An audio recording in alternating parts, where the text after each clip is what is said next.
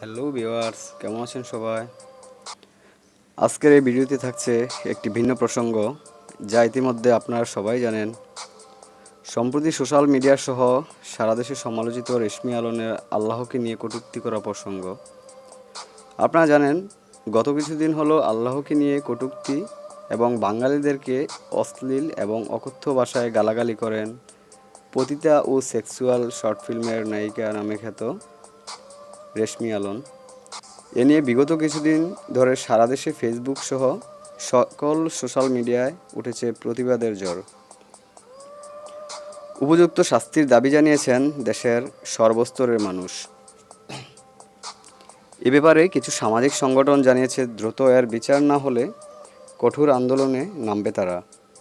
আর এদিকে এত কিছুর পরও কিছু প্রভাবশালীর সহায়তায় দিব্যি প্রকাশ্যেই ঘুরে বেড়াচ্ছে রেশমি আলন।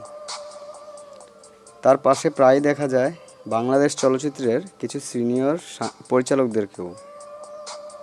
এ ব্যাপারে ডিএমপি প্রধান নতুন আলো নিউজকে জানায়, ঘটনার সত্যতার অনুসন্ধান চলছে, প্রমাণ হওয়া মাত্রই অপরাধীকে আইনের আওতায় আনা হবে। এদিকে পুলিশের কড়া নজরদারিও রয়েছে রেশমি আলনের উপর। ইতিমধ্যেই পুলিশ তার পতিতাবৃত্তির পেশার সব কিছুই প্রমাণ পেয়েছে। দর্শক, রেশমি আলনের উপযুক্ত শাস্তির দাবি জানিয়ে আজকের মতো বিদায় নিচ্ছি। পরের পর্বে ফিরব অন্য কোনো প্রসঙ্গ নিয়ে। আর প্রতিনিয়ত সব আলোচিত ভিডিও দেখতে অবশ্যই এই চ্যানেলটিকে সাবস্ক্রাইব করুন।